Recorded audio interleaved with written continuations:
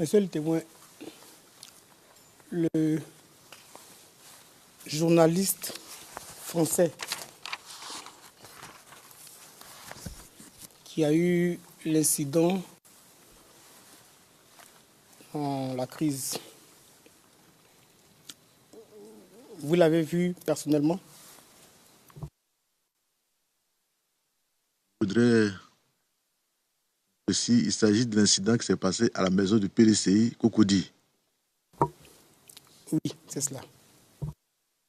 Merci. Si c'est cela, je l'ai reçu même à mon bureau.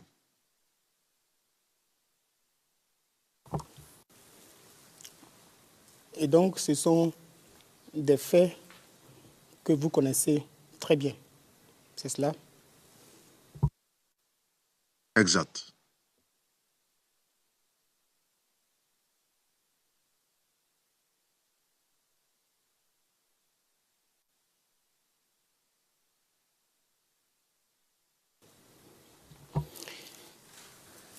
Je vais vous lire d'abord votre déposition ici, votre transcript le transcript édité T125 du 17 février 2017 qui rapporte les échanges entre vous et le représentant de l'accusation. Page 88, ligne 1.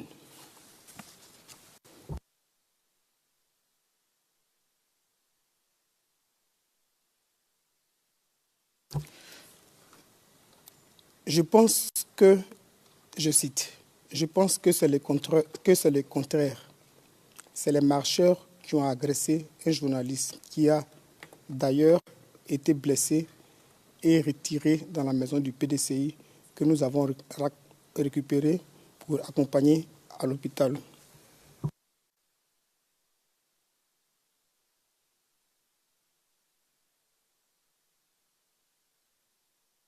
Can you please wait until it's up? Président, s'il vous plaît, attendez que ce soit affiché à l'écran. C'est plus simple pour les interprètes lorsqu'ils peuvent suivre sur l'écran.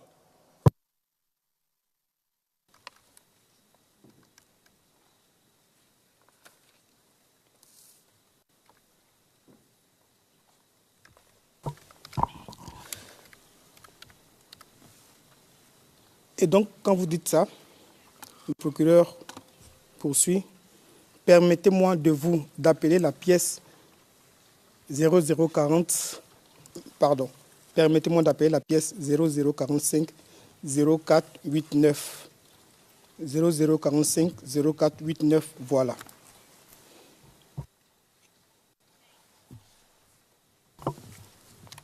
Et le procureur qui poursuit, ligne 10, donc il s'agit d'un rapport de permanence centrale du 21 au 22 décembre 2010. Il continue.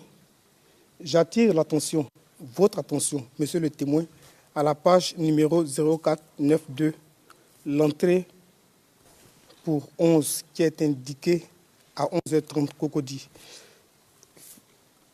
Ne vous inquiétez pas, tout à l'heure je vais vous présenter le rapport, mais je vais d'abord vous faire lire ce que l'accusation disait d'abord.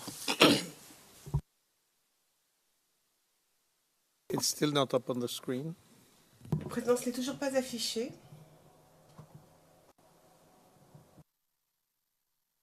Je crois que la cabine m'a fait signe que je pouvais continuer. La cabine qui m'a dit I'm not speaking like this. Je ne parle pas comme ça à tort et à travers, vous savez quand même.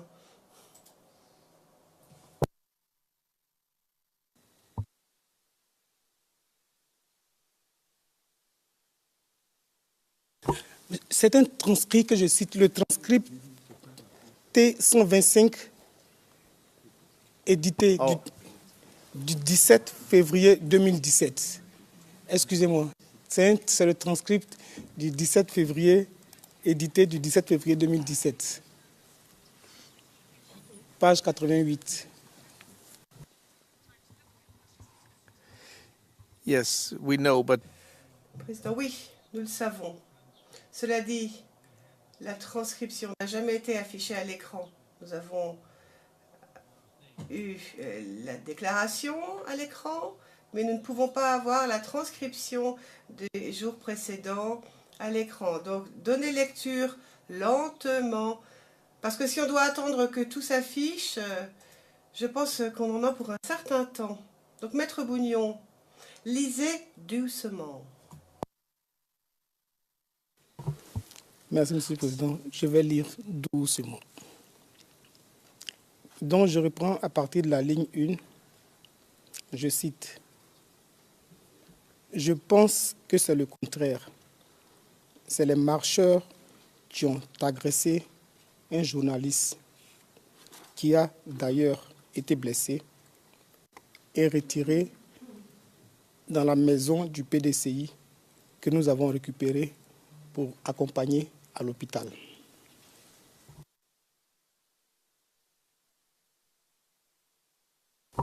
À la ligne 6, l'accusation continue et dit, je cite, « Je vais répéter le numéro 0045 0489. Voilà. Je vais aller directement à la ligne 12.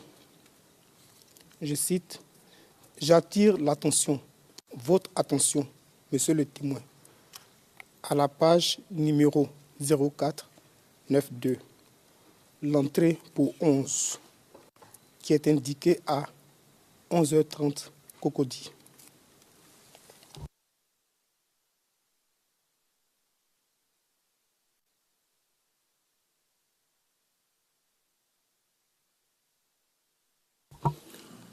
Je poursuis à la page 89 à partir de la ligne 2.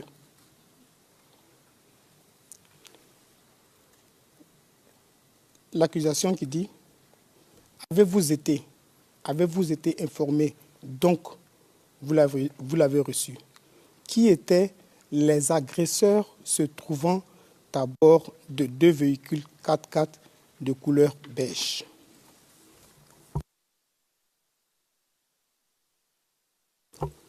Vous répondez à partir de la ligne 4. Alors, les éléments qui étaient à bord de véhicules 4x4 de couleur beige n'étaient pas des agresseurs. Vous avez une pièce qui est déjà versée au dossier. Si vous vous rappelez que les 2 éléments qui étaient à bord des véhicules 4x4 étaient des militaires. Malheureusement, ils ne nous ont pas informés. Et donc, quand ils ont été pris à partie, on a été obligé de les sortir pour les protéger. Ce n'étaient pas des agresseurs. Fin de citation.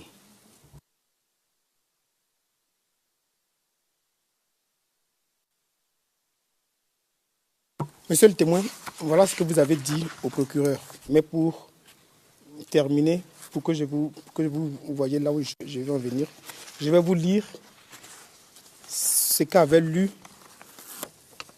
l'accusation.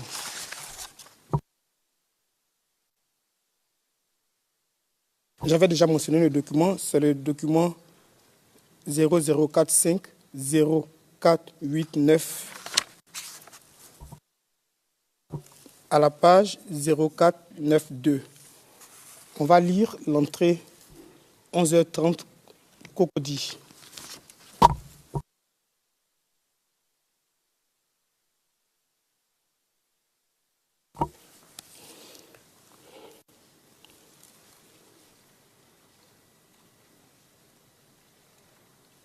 Agression à main armée de fusil du journaliste de France 3, suivi de la confiscation de sa caméra.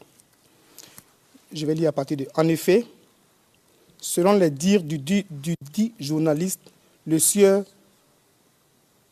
Banerjee Joy Christophe, né le 19 janvier 1960 à Paris, fils de Rama Prasad et de Feu Kamal Ghossal.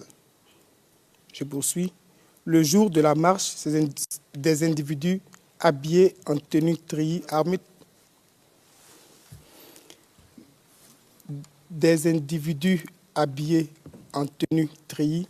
armés de Kalachnikov sont arrivés devant le siège du RHDP à Cocody, où il était en tournage pour le compte de la chaîne de télévision France 3 à bord de 2 véhicules 4x4 de couleur beige.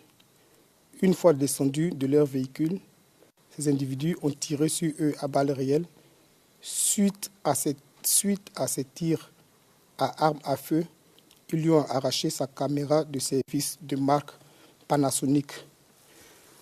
Fin de citation. Monsieur le témoin, c'est donc la lecture de ce rapport qui a induit monsieur le procureur en erreur et vous avez relevé cette erreur-là. C'est exact? Tout à fait. Cette erreur, vous l'avez relevée parce que ces faits vous ont été personnellement rapportés. C'est exact? C'est exact et j'ai même reçu le journaliste.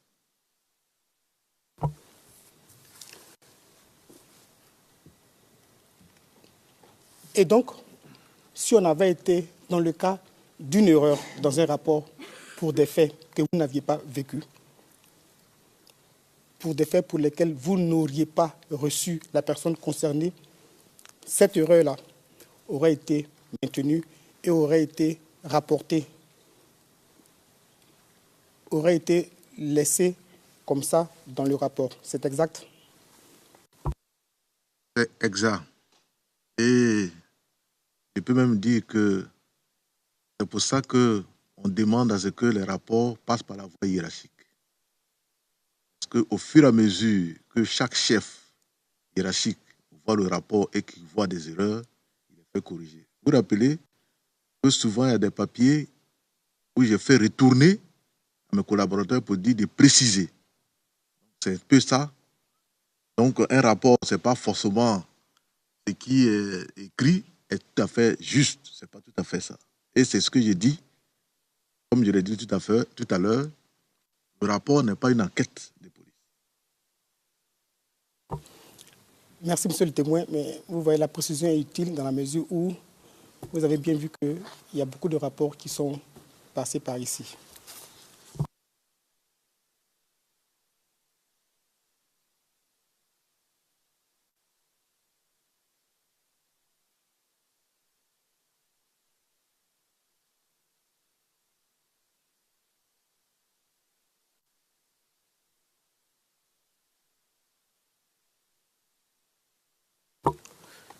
Monsieur le témoin, je vais vous lire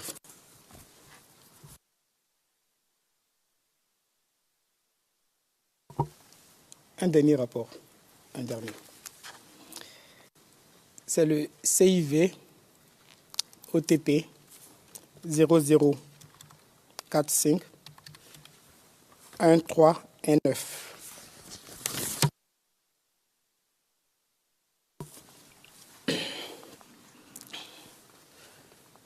Je lis.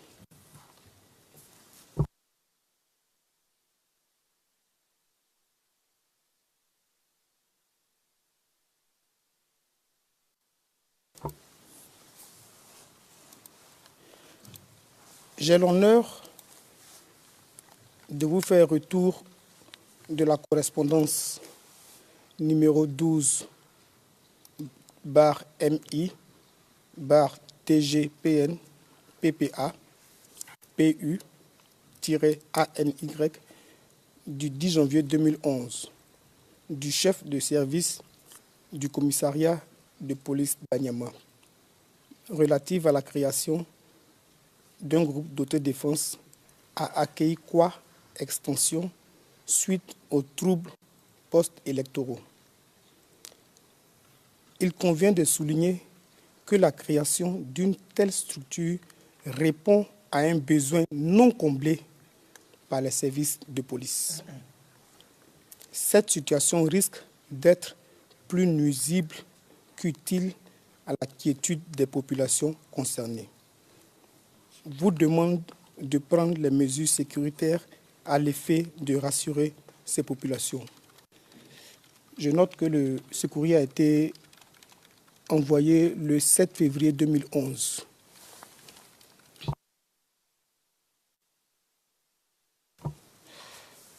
Monsieur le témoin, ma première question est toute simple. Avec vos moyens limités, est-ce que, comme le dit le commissaire divisionnaire qui a signé ce courrier, est-ce que les mesures sécuritaires à l'effet de rassurer les populations ont été effectivement prises?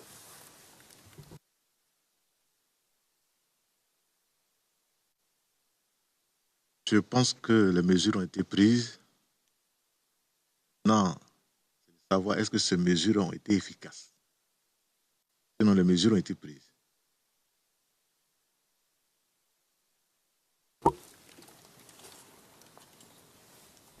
Est-ce que les inquiétudes ressenties, parce que là on est à Keiko, c'est à Bobo, n'est-ce pas? Tout à fait.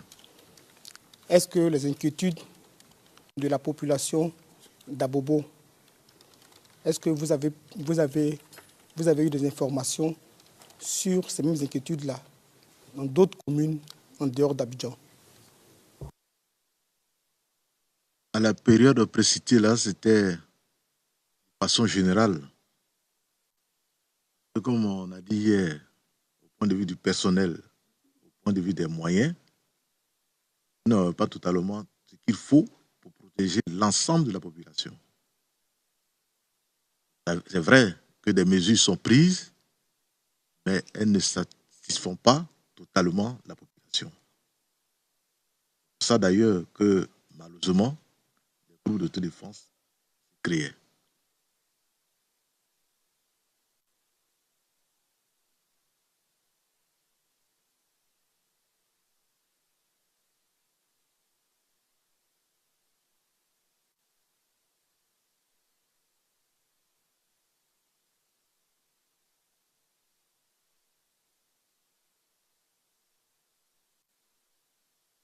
Merci, monsieur le témoin.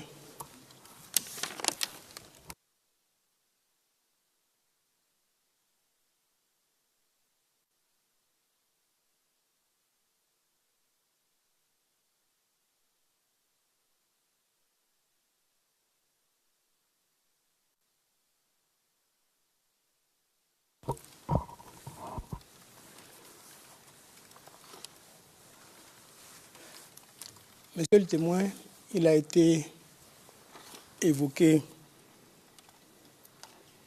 par l'accusation des sommes d'argent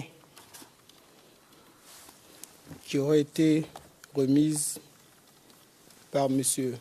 Charles Blé-Goudé au commandant Loba de la BAE. Vous rappelez-vous à peu près de la période à laquelle cette somme a été remise?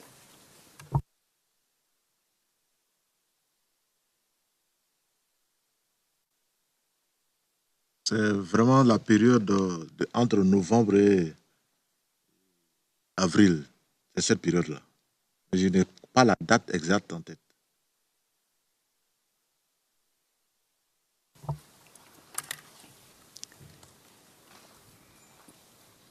Qui vous informe de cette remise d'argent? Vous l'apprenez comment? Si j'avais indiqué, BAE, le commissaire Loba, Patrice Emmanuel, lui-même qui m'a appelé.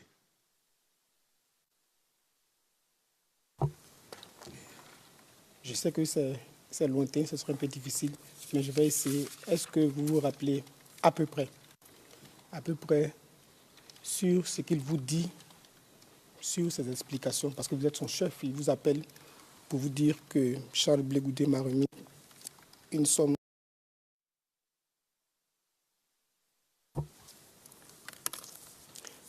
Est-ce qu'il vous a précisé pourquoi ces sommes lui étaient remises? J'avoue que ce que j'ai dit là, c'est exactement ce qu'il m'a dit. Il m'a dit qu'il lui a remis 2 millions. Tout ce qu'il m'a dit.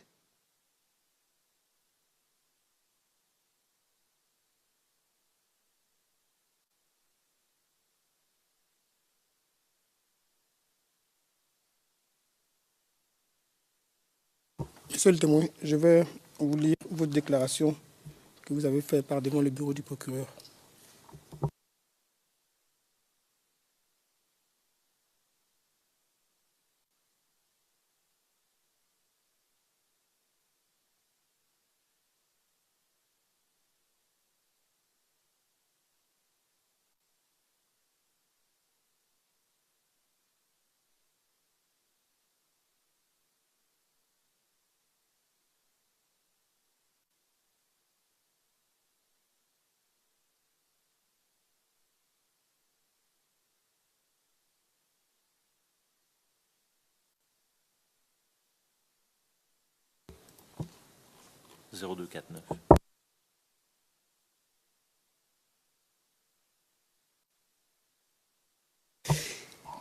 Il y a beaucoup de pages, mais celle que vous donnez n'est pas la bonne, n'est pas celle que je veux lire. Merci quand même.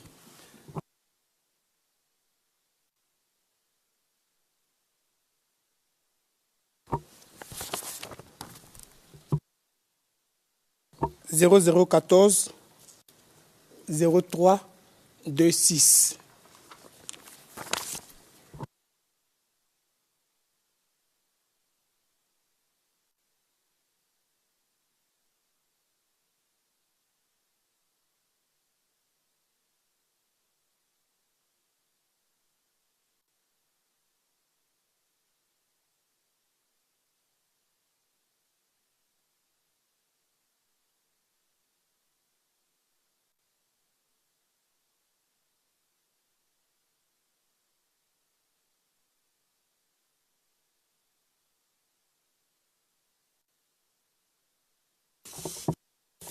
It's the cover page, Your Honor, of the...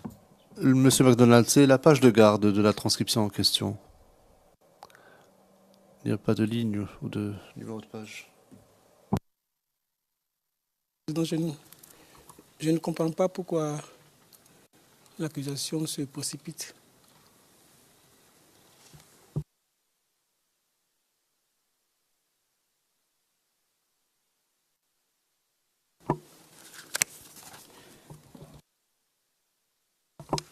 Page 03 33.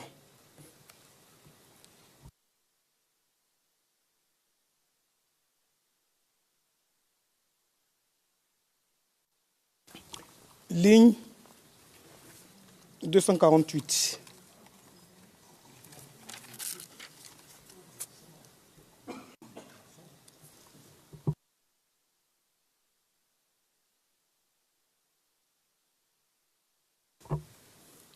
Personne n'a entendu. Je cite. Non, moi, il m'a dit, il a reçu Blé Goudé, qui lui a donné 2 millions, et il m'a rendu compte. Je lui ai dit, bon, si tu as quelqu'un qui vient te donner de l'argent, tu prends ça avec tes collaborateurs. Parce que je ne savais vraiment pas la raison pour laquelle il l'a donné. Félicitations. Je poursuis à la ligne 269. Ça dépend, ça dépend. S'il estime qu'il est venu le féliciter parce qu'il travaille bien, tu prends. C'est une félicitation. Ça arrive à tout le monde. Ligne 289, ce n'est pas illégal. Ligne 296, non, je n'ai jamais dit ça. Ce que vous avez dit, je n'ai jamais dit ça. J'ai dit, c'est par analogie que j'ai compris plus tard qu'il a travaillé avec des gens, des mercenaires ou alors des gens des patriotes, parce que je n'ai jamais vu de mes yeux. Et je suis allé là-bas à la caserne, je n'ai jamais vu ni un patriote, ni un mercenaire. Jamais. Fin de citation.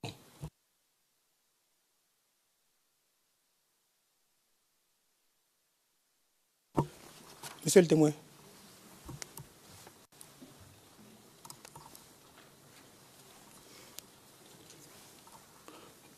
Vous confirmez avoir bien fait cette déclaration auprès des enquêteurs du bureau du procureur? Tout à fait, c'est ma déclaration. Je vais vous présenter la vidéo.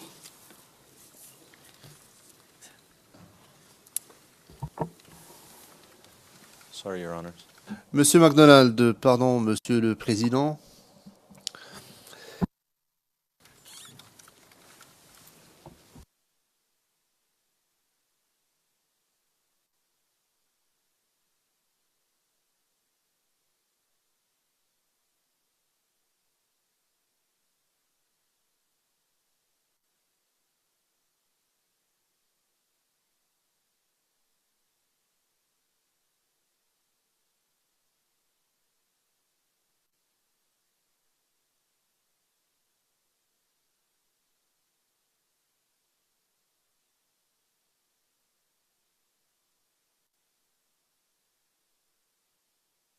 Mr. Prosecutor? Le Président, Monsieur le Procureur, Monsieur McDonald, avec votre permission, j'aimerais prendre un instant avant de passer à autre chose. Je souhaiterais simplement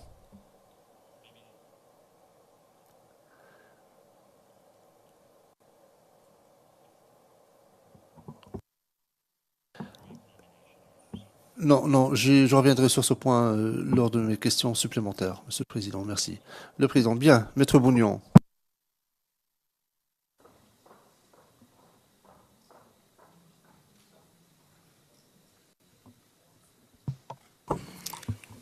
Monsieur le Président, je veux qu'on passe la vidéo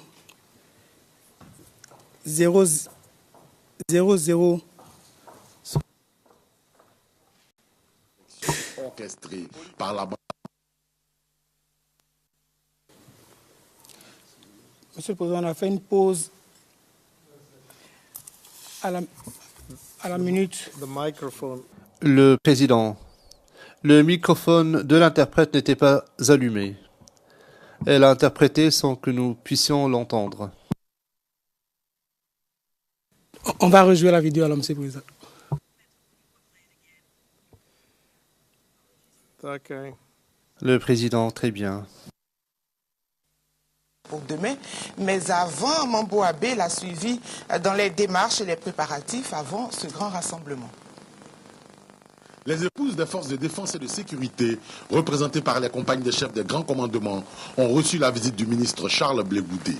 Elles qui vivent quotidiennement dans l'angoisse lorsque les maris sont sur le théâtre des opérations, surtout par ces temps troubles. Elles qui tiennent haut le moral de leurs époux engagés dans le combat pour la défense de la nation. Charles Blé Goudé a voulu à ces dames accorder la considération du peuple en les invitant solennellement au grand rassemblement prévu demain au stade Champoux en l'honneur de leurs hommes.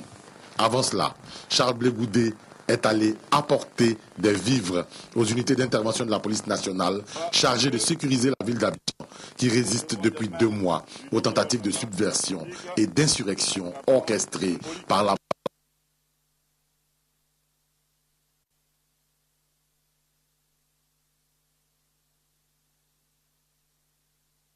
Monsieur le Président, on a fait une pause à la minute 45-29 parce que je vais juste poser une question au témoin. Est-ce que vous avez remarqué le monsieur en vert blanc à côté de monsieur Charles Blé Goudé? Tu lui remets une enveloppe. Vous l'avez remarqué? Je ne vois pas très bien. Vous voulez qu'on rejoue la vidéo?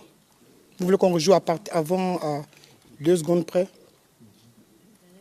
Que je puisse peut-être identifier, sinon je ne vois vraiment pas qui c'est. Non, je ne vous demandais pas le nom de la personne. Ma question est celle-ci. Est-ce que vous voyez un monsieur en t-shirt vert blanc qui remet une enveloppe à M. Charles Blé Goudé. Oui, je vois. Merci. On va continuer de jouer la vidéo. Bande armée des deux anciens premiers ministres, Ouattara et Soro. Les policiers ont été remerciés et encouragés par le ministre Charles Blé Goudé pour leur détermination patriotique dans ce combat avant-gardiste au cours duquel la Côte d'Ivoire a une responsabilité historique. Mais la journée a commencé difficilement pour Charles Blé Goudé lorsqu'environ 500 jeunes personnes de la commune de Yopougon ont envahi aux premières lueurs du jour les alentours de sa résidence, poussant le ministre à écourter son sommeil et à les recevoir. Aujourd'hui, nous sommes venus voir notre général pour lui dire nous sommes prêts. Nous sommes prêts pour aller dans l'armée afin de défendre la mère patrie. Parce que nous sommes fatigués d'être agressés inutilement.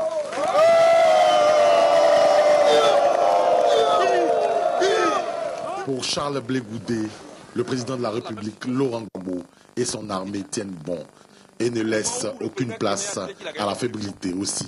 Le pays, la Côte d'Ivoire, si la situation l'exige, sera défendu sans faiblesse ni calcul. Je ne veux pas de guerre dans ce pays. Quand je dis je ne veux pas de guerre dans ce pays, ça ne veut pas dire que je suis faible. Mais je le dis encore à ceux qui ont des oreilles, je ne veux pas de guerre dans ce pays. Raila Odinga, qui se promène de pays en pays, si vous ne le connaissez pas, il a vécu exactement la même situation qu'en Côte d'Ivoire, au Kenya. Au moment où le président kenyan disait qu'il a gagné les élections, Raila Odinga disait aussi qu'il a gagné les élections. Et il a accepté d'être Premier ministre pour éviter la guerre au Kenya. Ce qu'il a évité au Kenya, est-ce qu'il veut créer en Côte d'Ivoire? On ne peut pas l'accepter. Des milliers de jeunes comme vous brûlent dans leur chair, depuis leur chambre, depuis leur maison, avec ce qu'ils attendent. C'est mon devoir de porter ce message-là à celui qui est à la tête de notre armée, pour qu'il comprenne qu'il n'est pas seul. Et que derrière, il y a une jeunesse qui est prête. En ce moment précis, ce qui se passe là, ça ne dépasse pas pour le moment la capacité du chef de l'État. Ça ne dépasse pas pour le moment la capacité de notre armée. On nous fait une guerre psychologique. Il n'y a rien de nouveau en Côte d'Ivoire. Les mêmes qui étaient ensemble en 2002 pour nous attaquer, ce sont les mêmes qui se sont retrouvés. Il y a eu une petite récréation, c'est tout. Sarkozy, c'est la France. Il a remplacé Chirac, c'est tout. Sarkozy a remplacé Chirac. Alassane, il y a longtemps que lui nie qu'il n'est pas avec la rébellion. Mais Dieu a tout fait pour qu'on sache finalement qu'il a la rébellion. Compaoré, c'est la base arrière de la rébellion. Donc il n'y a rien de nouveau. Mais avant que cette crise ne finisse, on va découvrir petit à petit tous ceux qui étaient à la base de cette crise. Vous m'avez porté un message, je l'ai compris, mais je le répète, je ne veux pas de guerre dans ce pays. Je pense qu'on peut éviter cette situation. J'ai été nommé ministre de l'Emploi et de la Jeunesse, ce n'est pas pour vous amener à faire la guerre, c'est pour vous trouver du travail. Voilà.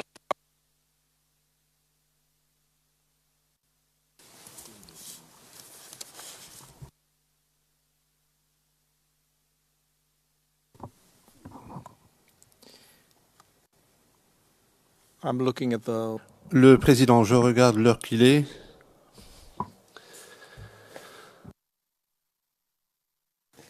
J'avais fait attention à l'heure qui passait. Mais Monsieur le Président,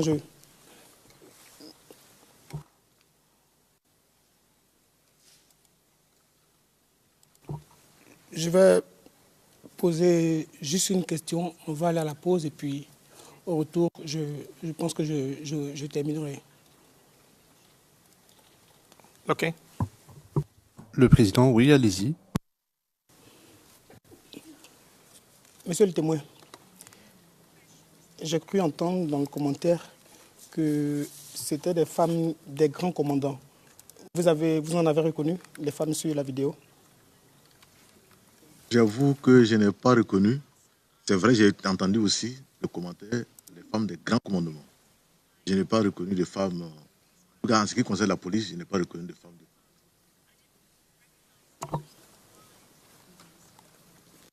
Monsieur le témoin, je vais vous poser une question d'ordre culturel. Est-il habituel en Côte d'Ivoire qu'une autorité remette de l'argent à des forces de l'ordre au vu et au su de tout le monde à l'occasion, par exemple, d'une cérémonie? Est-ce que c'est habituel? C'est vraiment exceptionnel. C'est vraiment rare.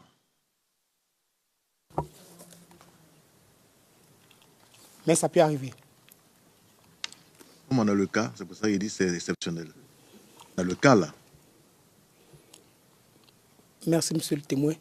Monsieur le président, je pense qu'on peut faire la pause.